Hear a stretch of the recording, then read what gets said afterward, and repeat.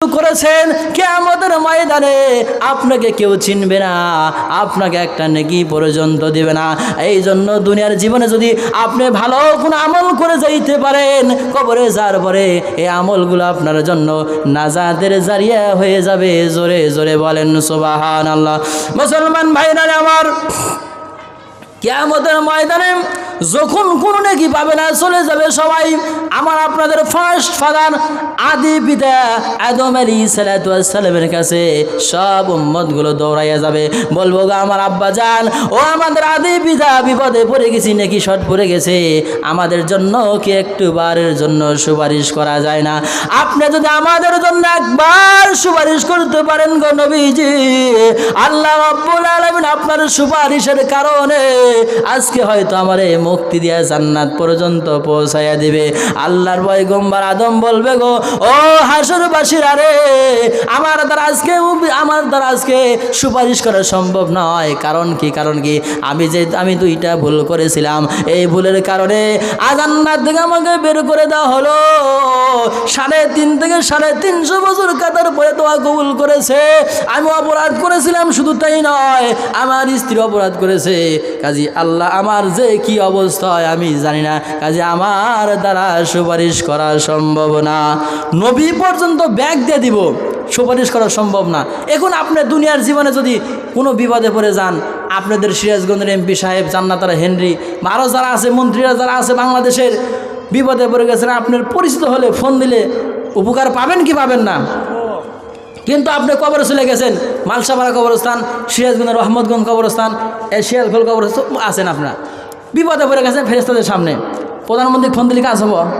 শেখ হাসিনা কাজ হবো? কোনো মন্ত্রী খাটবে ওখানে? কবরে যাওয়ার পরে কোনো মন্ত্রী টেলিফোনে কাজ হবে না। এই জন্য আপনার আমল যদি ভালো হয়, আপনি কোরআন অনুযায়ী যদি আপনার রাষ্ট্রীয় জীবন, পারিবারিক জীবন, সামাজিক জীবন যদি আপনি পরিচালনা করেন, আপনি কবরে যাওয়ার পরে কারো টেলিফোন লাগবে না, এই কোরআনুল কারীম আপনার পক্ষে সুপারিশ করবে। সুবহানাল্লাহ বললেন না? মুসলমান ভাইরা আমার, কিয়ামতের ময়দানে তাই আদম পয়গম্বর বলবেন, না না না, আমার দ্বারা সুপারিশ করা সম্ভব না, কারণ আমি দুইটা ভুল করেছিলাম। এই ভুলের কারণে আল্লাহ আমারে কি করবে আমি জানি না। তোমরা চলে যাও হযরতে পয়গম্বর নূহ আলাইহিস সালামের কাছে। নূহ পয়গম্বরের কাছে গিয়ে বলে, নূহ নবী, ওগো আল্লাহর নবীজি, আমাদের জন্য একটু সুপারিশ করেন, আল্লাহর কাছে একটু সুপারিশ করা যায় না? নূহ পয়গম্বর বললে, আমি সুপারিশ করা আমার দ্বারা সম্ভব না, কারণ আমার স্ত্রী দিন মানে নাই, আমার সন্তান নৌকায় ওঠে নাই। কাজে আজকে কিয়ামতের ময়দানে আমার কি অবস্থা হবে আমি জানি না। তোমরা চলে যাও হযরত ইব্রাহিম পয়গম্বরের কাছে। সমস্ত আসরবাসীগুলো নিজেদের সুপারিশের জন্য পয়গম্বর ইব্রাহিম আলাইহিস সালামের কাছে চলে যাবেন, যে ইব্রাহিমকে বলা হয় জাতির পিতা। আল্লাহ রাব্বুল আলামিন কোরআন কারীমের ভিতরে বলেন, মিল্লাতা বিকুম ইব্রাহিম ওয়া সাম্মাকুমুল মুসলিমিন। জোরে জোরে বলেন আল্লাহু আকবার। জাতির পিতা ইব্রাহিম আলাইহিস সালামের কাছে কি বলে, নবীজি, ও গো নবী, আল্লাহর কাছে একটু সুপারিশ করা যায় না, কারণ আমরা বিপদে পড়ে গেছি। পয়গম্বর ইব্রাহিম বলল, গো হাসরবাসীরা, আমার দ্বারা সুপারিশ করা সম্ভব না, কারণ আমি ভুল করেছিলাম, আমি অসুস্থ ছিলাম না, কিন্তু আমি ওই সময় অসুস্থ বলেছিলাম, কৌশলে বলেছিলাম। এই জন্য আল্লাহ রাব্বুল আলামিন আমার কি অবস্থা হবে আমার জানা নাই, আর আমার আব্বা কোনো দিন মানে নাই, কি অবস্থা আমার জানা নাই। কাজে তোমরা চলে যাও হযরত মুসা আলাইহিস সালামের কাছে, তোমরা চলে যাও। মুসা পয়গম্বরের কাছে গিয়ে বলো, গো জামানের নবীজি, পয়গম্বর মুসা, আমাদের জন্য কি একটু সুপারিশ করা যায় না? পয়গম্বর মুসা আলাইহিস সালাম বলবেন, না না না, আমার দ্বারা সুপারিশ করা সম্ভব না।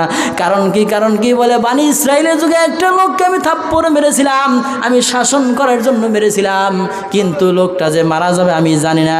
এই কারণে আজকে কিয়ামতের ময়দানে ওগো হাসরবাসীরা রে, আমার কি অবস্থা হবে আমি জানি না, কাজে আমার দ্বারা সুপারিশ করা সম্ভব না। ও আমার মুসলমান ভাইরা, আমার কিয়ামতের ময়দানে কোনো মানুষ কারো পক্ষে সাক্ষ্য করতে পারবে না, সুপারিশ করার অনুমতি পাবে না। এইবার হাসরবাসীরা চলে যাবে পয়গম্বর মুসা বললে তোমরা চলে যাও হযরত ঈসা আলাইহিস সালামের কাছে। এইভাবে প্রায় নবীর কাছে সবাই যাবে, একটা একটা যাওয়া শুরু করে দেবে। কোনো নবী কারোর জন্য সাবায়াত করতে পারবে না। ঈসা আলাইহিস সালামের কাছে এসে বলল, নবীজি আমাদের জন্য একটু আল্লাহর কাছে একটু সুপারিশ করা যায় না?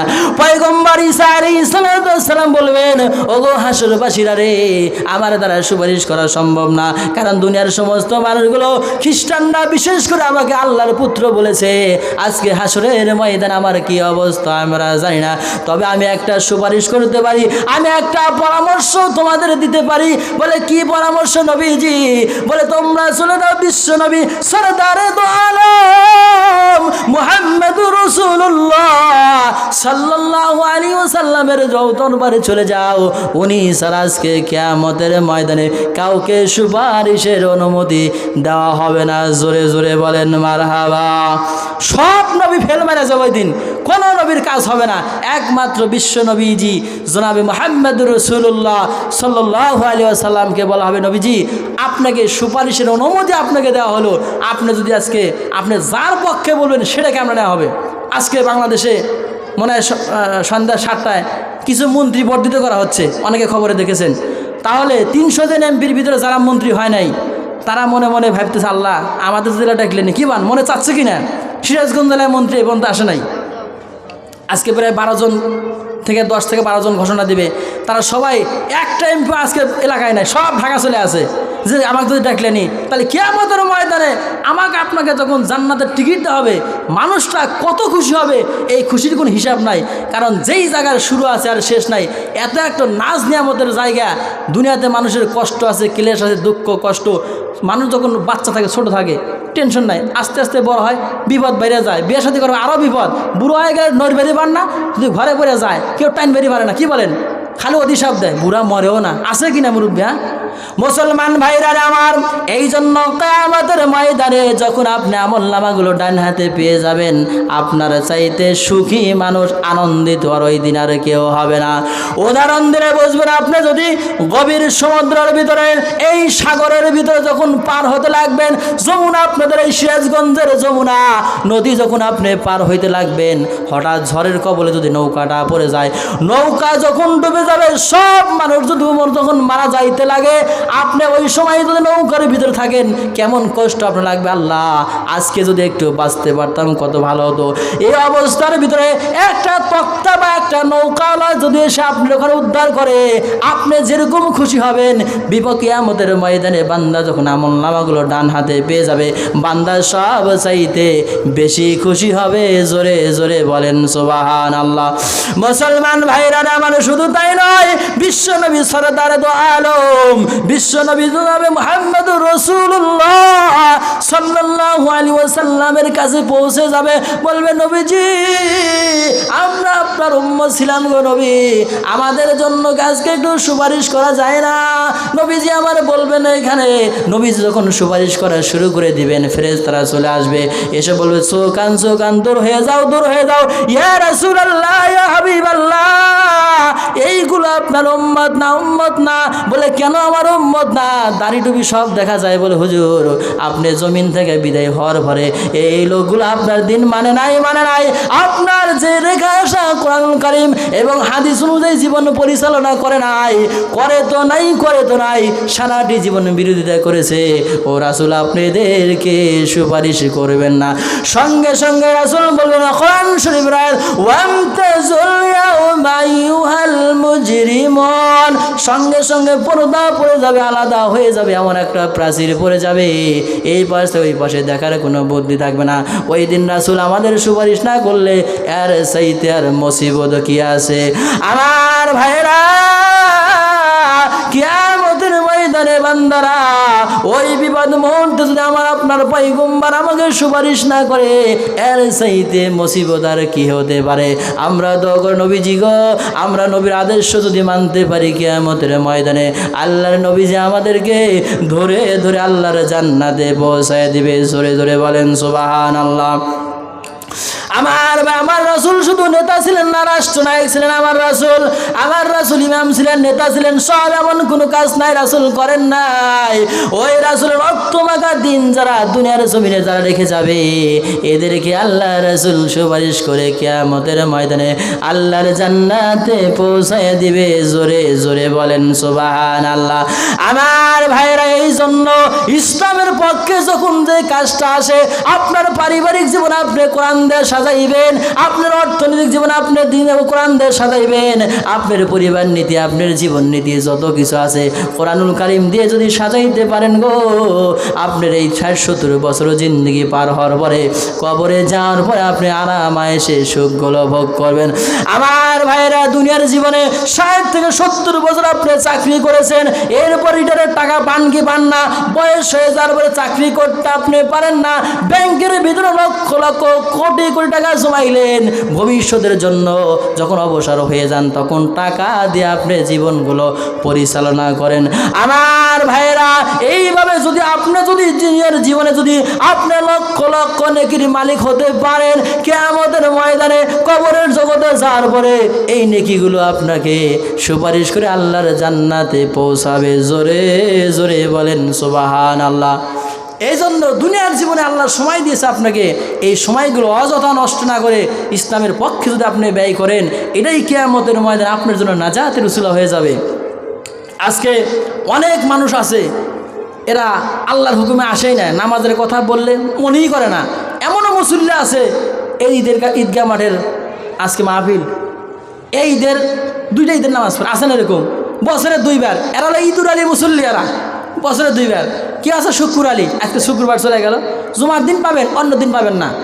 আর যারা অ্যাকচুয়ালি যারা আল্লাহওয়ালা যারা, এরা 5 ওয়াক্ত ঠিকই নামাজ আদায় করে। মুসলমান ভাইরা আমার, কিয়ামতের ময়দানে আল্লাহর পয়গম্বর আমার আপনার নবীজি আল্লাহ রাব্বুল আলামিন ডান পাশে বসবেন, একদম এইরকম করে মাহফিলের একটা আয়োজন করা হবে। আল্লাহ রাব্বুল আলামিন মাঝখানে, আমার নবী ডান পাশে, আর বাম পাশে হযরতে পয়গম্বর দাউদ আলাইহিস সালাতু ওয়াস সালাম এরকমভাবে বসবেন। আর সমস্ত নবীগুলো অতিথি হিসাবে বসবেন। হাজার হাজার জান্নাতি মানুষগুলো, কোটি কোটি জান্নাতি মানুষগুলো জান্নাতের ভিতরে এরকম থাকবেন। আল্লাহ রাব্বুল আলামিন, ও জান্নাতীরা রে, তোমাদের কোনো চাপ আছে কিনা? বলে না গো আল্লাহ, না না, আমরা কি চাবো? যে নিয়ামত আমাদেরকে দিয়েছো, এই নিয়ামতের শুকর আদায় করতে আমরা শেষ করতে পারবো না। আমার আল্লাহ ডেকে বলো, জান্নাতীরা রে, আমার কাছে আমি এই পর্যন্ত তোমাদের দর্শন দিই নাই, আমি যদি তোমাদের সামনে দর্শন দেই, তোমাদের তো অবস্থার ভয় হয়ে যাবে, এত শান্তি অনুভব করবা জীবনে যার অনুমান তোমরা করতে পারো নাই। আমার আল্লাহ রাব্বুল আলামিন জান্নাতি মানুষদের যখন তার নিজের চেহারাটা দেখাইবেন, সমস্ত জান্নাতি মানুষগুলো বেহুশ হয়ে জান্নাতের ভিতরে কোটি কোটি বছর পড়ে যাবে। আমার আবার যখন আয়োজন চলতেছে, সমস্ত নবীরা যখন অতিথি হিসাবে বসা আছে আসনে, আমার আল্লাহ মাঝখানে, আমার আল্লাহর ডান পাশে আমার নবীজি, বাম পাশে দাউদ পয়গম্বর বসা আছে। আমার আল্লাহ বলেন, দাউদ রে, তোমাকে এত সুন্দর কণ্ঠ আমি দান করেছিলাম, তুমি যখন জাবুর কিতাব তেলাওয়াত করেছো, পয়গম্বর দাউদ যখন জাবুর কিতাব যখন তেলাওয়াত করে, পয়গম্বর তেলাওয়াত শোনার পরে সমস্ত পাখিগুলো এসে তেলাওয়াত শুনতো। পয়গম্বর দাউদ আলাইহিস সালাতু ওয়াস সালাম যখন নদীর কিনারে তেলাওয়াত করতো, সমস্ত মাছগুলো এসে সমুদ্রের মাছগুলো এসে দাউদ পয়গম্বরের তেলাওয়াত শুনতো। পয়গম্বর দাউদ যখন জঙ্গলের পাশে তেলাওয়াত করতো, সমস্ত জঙ্গলে বড় বড় হিংস্র প্রাণীগুলো এসে দাউদ পয়গম্বরের তেলাওয়াত শুনতো। আল্লাহ বলে, দাউদ রে, আজকে এত সুন্দর একটা আয়োজন করেছি, লক্ষ লক্ষ কোটি কোটি মানুষগুলো জান্নাতে, এত সুন্দর কণ্ঠ তোমার আমি দান করেছি। ও পয়গম্বর দাউদ, তুমি জান্নাতীদেরকে আমার এই 30 পারা কোরআন থেকে একটা সূরা তুমি তেলাওয়াত করে শোনাও। আমার পয়গম্বর দাউদ আলাইহিস সালাতু ওয়াস সালাম বলো, আল্লাহ আমাকে জাবুর কিতাব তুমি দিয়েছিলা, কোরআনুল কারীম আমারে দাও না, আমি কোরআনুল কারীম তো পড়তে পারবো না। আল্লাহ রাব্বুল আলামিন শাহাদাত আঙ্গুলি উঁচু করে দাউদের দিকে যখন ধরবেন, সমস্ত কোরআনুল কারীম দাউদ পয়গম্বরের সিনার ভিতরে উঠে যাবে। আর দাউদকে বলে, দাউদ রে, কোরআন শরীফের ভিতরে 20 নম্বর সূরা 16 নম্বর পারা সূরা তাহা তুমি তেলাওয়াত করে শোনাও। পয়গম্বর দাউদ আলাইহিস সালাতু ওয়াস সালাম যখন তেলাওয়াত করে শোনাবেন, তাহা এই সূরা যখন তেলাওয়াত করে শোনাবে, দাউদ পয়গম্বরের তেলাওয়াত শোনার সঙ্গে সঙ্গে কোটি কোটি জান্নাতি মানুষগুলো বেহুশ হয়ে আল্লাহর জান্নাতে পড়ে যাবে। জোরে জোরে বলেন সুবহানাল্লাহ। এই সূরা তোহার ভিতরে এমন একটি আয়াত দেওয়া আছে, যে আয়াতটা সবচেয়ে একটা গুরুত্বপূর্ণ পরিচিত একটা আয়াত। মিনহা খালাকনাকুম ওয়া ফিহা নুঈদুকুম ওয়া মিনহা নুখরিজুকুম তারাতান উখরা। কারণ এই আয়াতটা আমরা কোন জায়গায় ব্যবহার করি বলেন তো? মানুষ যখন মারা যায় এই আয়াত পড়ে কিনা? তার মানে তোমাকে এই মাটিতে সৃষ্টি করেছে এক মুষ্টি, এরপর আরেকবার বলে তোমাকে এই মাটির ভিতরে রাখা হলো, কিয়ামতের ময়দানে এখান থেকে তোমাকে তোলা হবে। একটা আয়াতের তিনটা অংশ তিনবার বলে এই মাটিটা দেওয়া হয়। মুসলমান ভাইরা আমার, পয়গম্বর দাউদ আলাইহিস সালাম যখন তেলাওয়াত করবেন, দাউদ পয়গম্বর তেলাওয়াত শোনার পরে সমস্ত জান্নাতীগুলো বেহুশ হয়ে জান্নাতে পড়ে যাবে। এরপরে বলো বিশ্ব নবীজি, আমার নবীকে বলে, নবীজি আপনার নবীদের নবী, রাসূলদের সরদার, সরদার দো আলম, আপনি রহমাতাল লিল আলামিন নবীজি, আপনাকে কোরআনুল কারীম আপনার উপর নাজিল করার পরে ও নবীজি এত কষ্ট নির্যাতন সহ্য করতে হয়েছে। শুধু তাই নয়, উহুদের ময়দানে দন্দন শহীদ হয়েছে নবীজি, তাইফের ময়দানে কাফেররা আপনার রক্ত ঝরাইলো। আপনি যদি কোরআনুল কারীম তেলাওয়াত না করে জান্নাতীদের না শোনান, জান্নাতের মানুষগুলোর পরিপূর্ণতা আসবে না। ওগো নবীজি আপনার সুললিত কণ্ঠে একটু জান্নাতীদের একটু তেলাওয়াত করে শোনান। দাউদ পয়গম্বরের চাইতে কোটি কোটি গুণ পাওয়ার কণ্ঠ আমার নবীকে দান করা হয়েছিল। আবু জেহেল্লা যতই কোরআনের বিরোধিতা করেছে, কিন্তু নবীজি যখন কাবা শরীফের ভিতরে কোরআন তেলাওয়াত করেছে, ও আবু জেহেল উতবা সাহেবারা কাবা শরীফের দেওয়ালের সাথে কানটা লাগাইয়া দিয়া হাজার হাজার বার দাঁড়াইয়া থেকে শত শত মিনিট ঘন্টা ঘন্টা দাঁড়াইয়া ওই বিশ্ব নবীজির তেলাওয়াতগুলো তারা শ্রবণ করেছে। ইসলামের বিরোধিতা করার পরও নবীজির তেলাওয়াত শোনার পরে তাদের অন্তর ভরে গেছে, কিন্তু কপাল খারাপ, তারা ইসলাম গ্রহণ করতে পারে নাই। নবীজিকে দেখেছে, কোরআন দেখেছে, তেলাওয়াত শুনে তাদের মন ভরে গেছে, কিন্তু কপাল পোড়া জাতি, এরা কোনোদিন এদের ভাগ্য উন্নতি হয় নাই, ইসলাম গ্রহণ করতে পারে নাই। আজকে আমাদের দেশে অনেক মানুষ ইসলামের পক্ষে নাই, মাহফিলে নাই, খবর নাই। এই লোকগুলো হলো কপাল পোড়া। এরা জীবনেও এরা মনে করেন যে ভালো কাজে আসবে না এই লোকগুলোর। আর যে লোকগুলো দেখবেন যে মসজিদে মাহফিলে, এই লোকগুলো কিয়ামতের ময়দানে দেখবেন যেটা জান্নাতের লাইনে, এবং জান্নাত এই লোকগুলো কি পাবেন। আর যারা আসবে না, মানে সাইডেও ধরা যায় না, এই লোকগুলো বুঝবেন ওই জাহান্নামে ওদের জন্য রেডি আছে। মুসলমান ভাইরা আমার, যতগুলো মানুষকে আল্লাহ কবুল করে দেখবেন এই লোকগুলো আল্লাহ পাকের খাস মেহেরবানিতে আছে।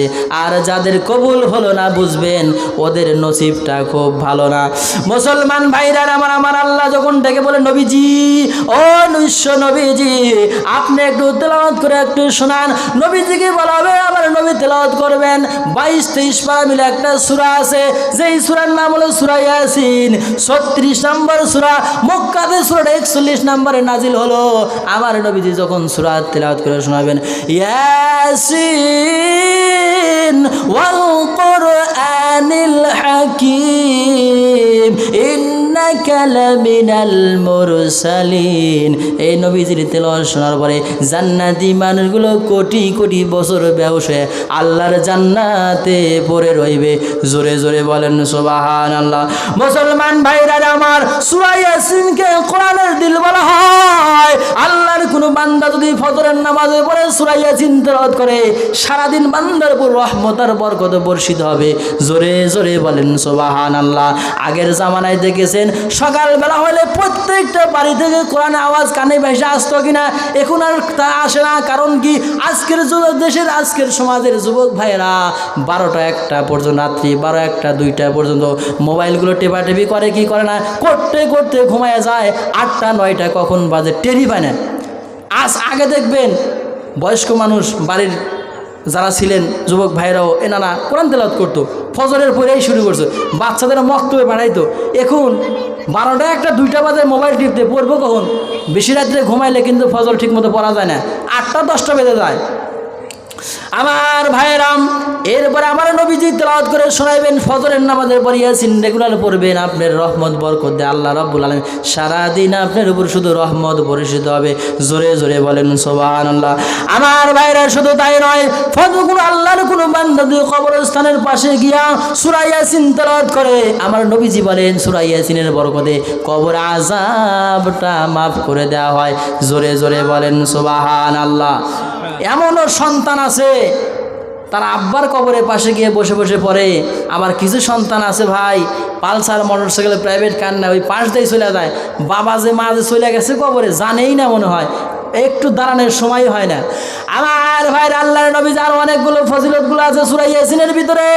আমার ভাইয়েরা রে, আমার আল্লাহ রাব্বুল আলামিন বলবেন, ও জান্নাতি মানুষরা রে, ও আমার জান্নাতিবাসী, আমি কোরআন নাজিল করেছি, আমি যদি কোরআনের তেলাওয়াত না করে তোমাদের শোনাই, কোরআনের অপূর্ণতা থেকে যাবে। আর আমি যদি না শোনাই, কোরআনের হকটা আদায় হবে না। আল্লাহ রাব্বুল আলামিন তেলাওয়াত করে আমাদের শোনাবেন কি সূরা? পুরা 55 নম্বর সূরা, 27 নম্বর পারা সূরা রহমান বলা হয়। কোরআন শরীফের ভিতরে 114টা সূরার ভিতরে এক একটা আয়াত 2-3 বার বলা আছে, যাকে মুসাব্বার আয়াত বলা হয়। কিন্তু আর রহমানের ভিতরে 78টি আয়াত আছে, এর ভিতরে 31 বারই বলা আছে ফাবিআইয়ি আলাই রাব্বিকুমা তুকাদ্দিবান। জোরে জোরে বলেন আল্লাহু আকবার।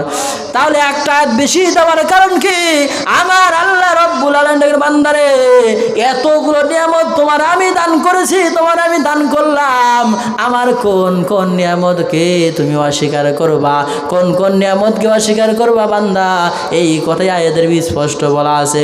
আমার আল্লাহ রাব্বুল আলামিন যখন জান্নাতি মানুষগুলোকে তেলাওয়াত করে শোনাবেন, আর রহমান আল্লামাল কুরআন খলাকাল ইনসান, জান্নাতি মানুষগুলো আল্লাহ রাব্বুল আলামিনের মধুর কণ্ঠে তেলাওয়াত শোনার পরে জান্নাতি মানুষগুলো কোটি কোটি বছর ব্যবসায় আল্লাহর জান্নাতে পড়ে রইবে।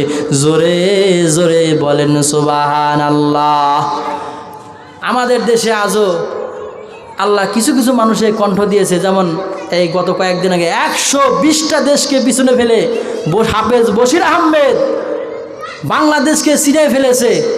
যে বাংলাদেশের মানুষ কিছু আছে কোরআনের মর্যাদার কারণে তামাম বিশ্ব তাকে চিনেছে, ঠিক কিনা? আল্লাহ সম্মান দিয়েছেন। এরপরে কিছুদিন আকবর আয়হান, এরপরে অনেকগুলো সালে আহমেদ তাকরিম, হ্যাঁ অনেকগুলো হাফেজ সাহেব। শুধু বাংলাদেশ একটা বাংলা ভাষার দেশ, মাতৃভাষার দেশ বাংলা, আরবির কোনো কারবার নাই, কিন্তু তারপরে এখানে রাষ্ট্রীয়ভাবে আরবির কোনো ইয়া নাই। তারপরেও আল্লাহর একটা মেহেরবানি, বাংলাদেশের প্রতি আল্লাহর খাস রহমত আর বরকত, এই হাফেজ সাহেবরা বাংলাদেশকে বিশ্বের দরবারে দেখাইছে এবং তারা কোরআনের মর্যাদাটা বয়েছে। কোরআনুল কারিমের তিলাওয়াত কত সুন্দর। আসলে আমরা যারা বুঝি না তারা তো পড়ি না, আর যারা বোঝে অনেক লোক আছে ঘুম ধন্নারাইতে প্রেশারের বড়ি খায়, ঘুমের বড়ি খায়, ঘুমায়। আপনি যদি বাড়িতে বসে বসে কোরআনুল কারিমের সূরাগুলো তিলাওয়াত করেন, অর্থটা পড়েন, তাফসীরটা একটু বাংলাতেই পাওয়া যায়, পড়বেন, হাদিসটা পড়বেন, হ্যাঁ উপন্যাস দরকার নাই, দেখবেন এমনিতেই ঘুম ধরে যাবে। আর আপনি কোরআনের ভিতরে যখন তাফসীর পড়তে যাবেন, কত মধু, কত শান্তি, কত মজা, কত কি পাওয়া যায় জীবনে কল্পনা করেন নাই। মনে মনে ভাবেন আল্লাহ আরেকটু কয়েকদিন আগে যদি পড়তাম তাহলে কত ভালো হতো, কত আমি জিনিসগুলো জানতে পারতাম। আসলে আমরা তো এগুলোর কাছে সময় দিই না, আমরা অন্য কাছে সময় দিই। মুসলমান ভাইরা আমার আল্লাহর নবীজি বলেন, খায়রুকুম মান তাআল্লামাল কুরআন ওয়া আল্লামা। বুখারী মুসলিম শরীফের হাদিস। দুনিয়ার মধ্যে ভালো মানুষ ওই ব্যক্তি যারা নিজে কোরআনুল কারীম শিক্ষা করে এবং অপরকে শিক্ষা দেয়। এই লোকগুলো হলো ভালো মানুষ। এখন দেখেন আজকের যুগে ছোট ছোট বাচ্চারা স্কুলে নিয়ে যাওয়ার জন্য বাবা আগেই মোটরসাইকেল নিয়ে থাকে, সন্তান মায়ে উঠে একবারে, বাচ্চার বয়স 5 বছর, 10 কেজি 15 কেজি ব্যাগ দিছে, বাচ্চা ব্যাগের জ্বালায় বাঁকা হয়ে গেছে, নড়তেই পারে না, আরবি বইয়ের মধ্যেই নেয়। আর সকালবেলা যদি ছেলেগুলোকে এটা কোরআনের তালিম দিত, শিক্ষা দিত, এরপর স্কুলে চলে গেত, অথচ তা দেয় না। ওই ঘুম থেকে উঠেই চোখটা মশা লাগি স্কুলে পাঠিয়ে দিল। মুসলমান ভাইরা আবার আপনি মারা যাওয়ার পরে হুজুর সাহেব যতই দোয়া করে, আমরা যতই আপনার জন্য দোয়া করি, দোয়া কবুল হতেও পারে, নাও পারে, 50-50। কিন্তু আপনার সন্তান যদি দোয়া করে, আল্লাহ রাব্বুল আলামিন শিখাই দিয়েছেন সূরা বনী ইসরাঈলের ভিতরে, রব্বিরহামহুমা কামা রাব্বায়ানি সগীরা। সন্তান যদি পিতা মাতার জন্য দোয়া করে, দোয়ার ভিতরে আল্লাহর মাঝখানে আর এই সন্তানের মাঝখানে কোনো পরদা থাকে না, সরাসরি কবুল হয়। জোরে জোরে বলেন সুবহানাল্লাহ। আমার ভাইরা, সদকায়ে জারিয়া হিসেবে সমস্ত আমলগুলো যখন বন্ধ হয়ে যাবে, ঈদগাহ মাঠের আজকে মাহফিল আপনি যদি উন্নয়ন করতে পারেন, এখানে কিয়ামত পর্যন্ত নামাজ হবে, যতগুলো মানুষ এইখানে নামাজ আদায় করবে আপনি কবরে চলে যাবেন, এদের সবের অংশ আপনার কবর পর্যন্ত পৌঁছতে থাকবে। আমার আপনার এক সন্তান রেখে গেছেন, এই সন্তান আপনারা ফাঁকি দিবে না। আপনি কবরে ঘুমাইয়া রইলেন, মাঝে মাঝে গিয়ে বাবার জন্য দোয়া করবে, মসজিদে বসে বসে বাবার জন্য দোয়া করবে, সময় পেলে কবরের পাশে গিয়ে আর কিছু পারুক না পারুক সূরা ফাতিহা সূরা ইখলাস পড়ে যখন দোয়া করবে, চোখের পানি ফেলবে। আল্লাহর নবীজি বলেন, সন্তান যদি পিতা মাতার জন্য চোখের পানি ফেলে দোয়া করে, চোখের পানি নাক বরাবর আসার আগেই, জমিনে পড়ার আগে আল্লাহ রব্বুল আলামিনের সন্তানের দোয়া কবুল করে পিতা মাতার কবর আযাবগুলো বন্ধ করে দেয়। জোরে জোরে বলেন সুবহানাল্লাহ। আমার ভাই, আজকে জুমার দিন চলে গেল, এত ফজিলতপূর্ণ দিনে অনেক মানুষের খবর নাই। জুমার দিন প্রত্যেকটা মানুষের জন্য এক একটা করে দোয়া আল্লাহর দরবারে মঞ্জুর হয়ে যায়। জুমার দিন কোনো মানুষ মারা গেলে কবর আযাবগুলো বন্ধ হয়ে যায়। জুমার দিন কোনো মানুষ মারা গেলে লাশটা পর্যন্ত পচন ওই অবস্থায় আল্লাহ হেফাজত করে রাখে।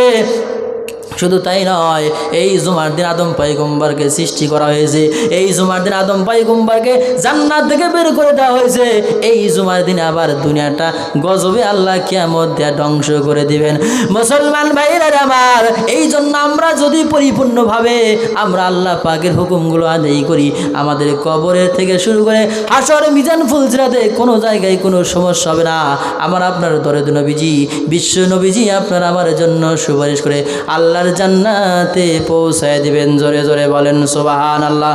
আমার সামনে রমজান মাস আসতেছে, আর মাত্র কয়েকটি দিন পরে পরপরই রমজান শুরু হয়ে যাবে। একটা আয়াতের ভিতরে রমজানের রোজার রোজার কথা বলা হয়েছে, একটা আয়াতের রোজা ফরজ করা হয়েছে। অথচ যে পরিমাণ মানুষ রোজা রাখে, নামাজের কথা 82 বার বলার পরেও মানুষ কিন্তু ওইরকম ভাবে নামাজের দিকে আসে না।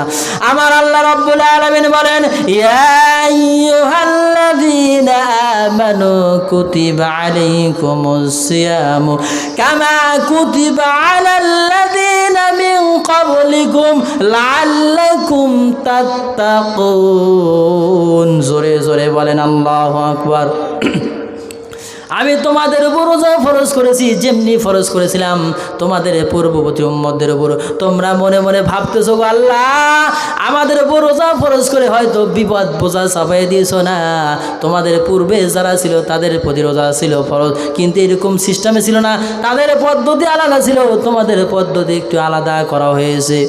এই রোজা রাখলে পারে শুধু সবই হয় না, আমরা তো বুঝি খালি সব না, এর চাই তো আপনার আর একটা উপকার হয়। মেডিকেল সায়েন্স বলতেছে যে রোজা রাখার পরে সামনে রমজান মাস দেখবেন ভালো ভালো মানুষ বলবো ভাই যে গ্যাস বেড়ে গেছে, আছে কি না, কিচ্ছু হয় নাই, হোটেলে পর্দাস রেখে যাবো, বাড়িতে অনেক সেরি খাবো, হোটেলে দেখা এসো, বাড়িতে এসে বলবো যে হ্যাঁ খুব রোজা রাখছে আজকে, ইফতারি হওয়ার সামনে থাকবো 60 প্রকার, আছে কি না।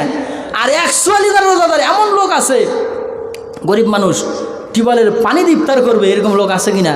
এই রোজাগুলো আল্লাহর কাছে বেশি প্রয়োজন। তো মেডিকেল সায়েন্স বলতেছে এই রোজা রাখার পর আমরা 12-11টি মাস এই পরিমাণ খাবার খাই, আমাদের পাকস্থলিতে যেগুলো আপনার যন্ত্রপাতিগুলো আছে এইগুলো সব ওখানে খাবার জমা হয়, সব খাবার তো আর বের হয় না।